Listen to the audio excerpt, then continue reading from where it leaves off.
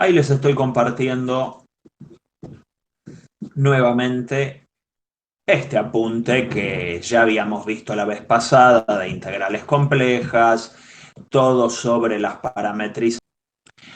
Bueno, volviendo al comentario de Pablo, de recién, eh, nosotros el otro día habíamos visto esta fórmula que se puede utilizar siempre. ¿Sí? Siempre se puede utilizar, aunque F no necesariamente sea analítica.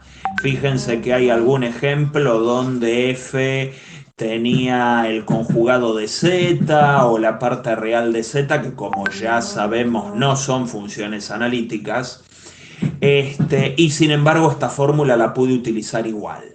¿Sí? Así que bueno, eso se puede utilizar siempre. Bueno, esto ya lo habíamos visto, teorema fundamental, bla, bla, bla. Bueno, acá está. Bla, bla, bla, no, esto es importante.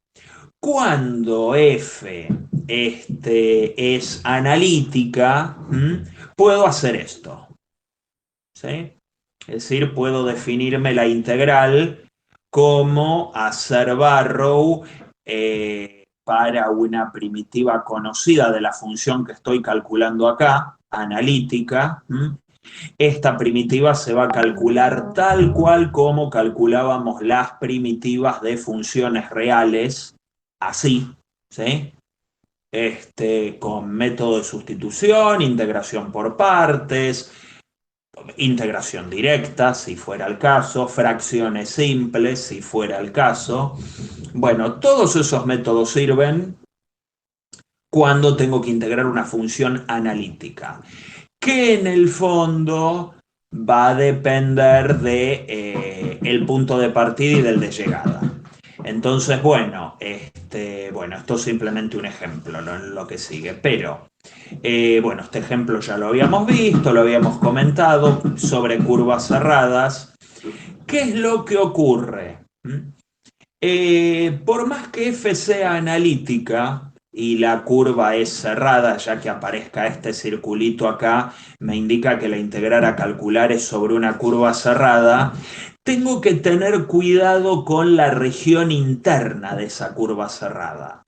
Porque si esa región interna tiene un punto de discontinuidad de la función, ya la integral no va a dar cero como creería uno mirando esta definición, porque uno mira esto y dice, ah, bueno, si al integrar una función analítica y la integral, el resultado de la integral depende de la primitiva de esa función analítica, el punto de llegada y el punto de partida, listo. Si la curva es cerrada, tiene que dar cero, porque el punto de partida y el de llegada son iguales. Bueno, no, no, porque lo que va a ocurrir en este caso es que si la curva es cerrada, va a tener una región interior.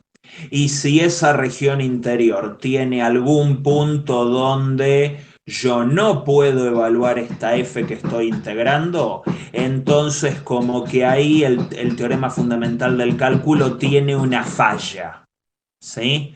Esto va a dar cero cuando la curva sea cerrada, siempre y cuando la región interior, ¿sí? La región interior de la cual esa curva es frontera, no tenga problemas de continuidad para la f. ¿Me explico? Entonces, en base a eso, bueno, este es un ejemplo. Acá está el caso que vimos el otro día de la circunferencia, que acá tenemos una cuadrática. Las cuadráticas no tienen problemas en ningún lado, es un polinomio, ¿sí? Puedo evaluarlo donde se me cante y obviamente adentro de la circunferencia, es decir, en el disco interior, la función no tiene problemas de... Bueno, lo que les estaba diciendo es, con respecto a a la orientación de la curva, o sea, si tengo que integrar una función analítica y la curva es abierta, bueno, ahí sí me importa solo el punto de partida y el punto de llegada. ¿En qué dirección voy? Y listo. ¿Qué fue lo que hice en este ejercicio de acá? ¿Sí? Ahora, si la curva es cerrada, ¿Mm? Ahí sí me van a importar un par de cosas. Me va a importar la orientación de la curva, si la función a integrar es analítica, ¿m? Y el dominio de definición de la función. ¿Sí? ¿Habrá dentro en la región interior a esta curva que les estoy mostrando acá, habrá dentro algún número complejo donde yo no pueda evaluar esta f? Eso me lo tengo que preguntar siempre. Y eso va a ser típico de los ejercicios de la actividad 8 y sin duda del TP3, ¿m? Que tomaremos en unos días.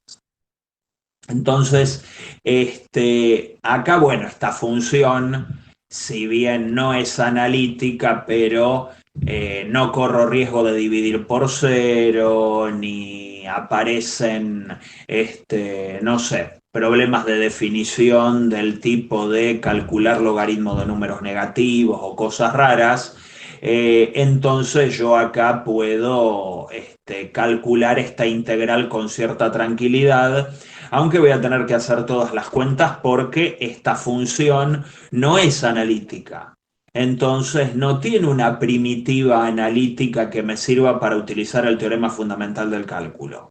Por lo tanto, no lo puedo utilizar en este caso. Así que acá tuve que hacer todas las cuentas, ¿sí? Tuve que hacer todas las cuentas desde cero.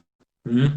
Parametrizando las curvas, teniendo cuidado con la orientación, analizando cómo se comporta la función sobre cada curva y bueno, eso me terminó dando, sí, al final, este resultado. ¿Sí? Acá está el resultado final. Bueno, un poco largo el ejercicio. El resultado final me dio eso. Eso ya lo habíamos visto el viernes. ¿Sí? Este ejemplo. Por ahí ahora con los videos, un poco insistiendo con la cuestión de las parametrizaciones. Fíjense que hace ya varias clases que les estamos insistiendo con las parametrizaciones. Ya trabajamos toda la semana pasada con eso. Hoy hicimos como un repaso general en base a esos videos sobre los distintos tipos de curva que pueden aparecer a la hora de parametrizar, si tengo caminos formados por distintos tramos de curva, cómo separar esos caminos. Denle bola porque sin duda ya los ejercicios de las actividades 7 y 8 y sin duda las del TP3 van a tener algo de esto donde van a tener que parametrizar y hacerlo bien. Así que menos mal que los videos sirvieron para destacar un poco eso. ¿Sí? Bueno, entonces, en este caso destacaba que la función no era analítica, así que, bueno, por eso esa última pregunta. Ahora bien, lean el ejemplo que está acá. Fíjense bien, mírenlo bien. Primero, a ver, ¿qué tipo de curva es C? ¿Qué gráfico produce la curva C? Módulo Círculo, profe. pico. Ahí tenemos, Radio 1. es la circunferencia de radio 1, exactamente. La circunferencia de radio 1 encierra en su interior al 0, al número complejo 0. Y yo lo que tengo ahí es la función 1 sobre z, que es analítica. Es analítica, es un cociente de polinomios, es una función homográfica, es una función de las que perfectamente nos podemos referir en funciones de números reales. Las funciones homográficas conforman una familia particular de funciones reales cuyo gráfico eran las hipérbolas. ¿Sí? ¿Se acuerdan? Habrán visto allá por Mate 1 este tipo de funciones que aparecen muy a menudo, que tienen una asíntota vertical, una horizontal, bueno, fenómeno. ¿Sí? Son funciones analíticas, pero no son enteras. son funciones analíticas en su dominio. Donde se anula el denominador, tenemos un problema. Bueno, ¿qué es lo que ocurre en este caso? Sobre la curva C, la función 1 sobre z no tiene el más mínimo problema. No tiene ningún problema, porque el único problema lo tiene en el 0, y 0 no tiene módulo 1, o sea que el 0 no está sobre la curva C. Pero ¿qué ocurre?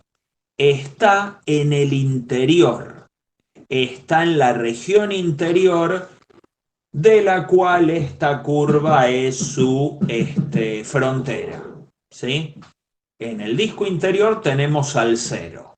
Entonces, ojo, porque acá la cuestión de si es analítica la curva cerrada, entonces la integral da 0, no, porque faltaría una hipótesis extra, que sea analítica, que la curva sea cerrada y que el interior de la curva, la región interior delimitada por la curva, esté íntegramente formada por puntos de continuidad de la función.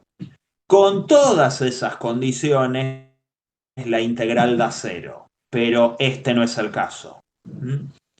Fíjense que yo tomo esta parametrización, que es la parametrización en números complejos de la circunferencia de radio 1. ¿Sí? Entonces, bueno, hago que la parametrización sea simple, es decir, bueno, paso por todos los ángulos posibles una única vez, de 0 a 2pi sin incluir el 2pi. Esa parametrización es derivable en todo punto. Y acá lo que me dice es, bueno, en z igual a 0, la función 1 sobre z tiene un problema. Pero bueno, si yo me pongo a resolver acá, fíjense que tomé 1 sobre z, cambié z por e a la i por t. Y acá, esto que aparece acá, esta i por e a la i por t, es la derivada de esto. Estoy utilizando la fórmula que les mostré hace un rato, que la integral de f de z es la integral de f de z de t por z' de t. Entonces esta es la derivada de la parametrización, esta que está acá. Acá cambié los extremos por los extremos del parámetro t.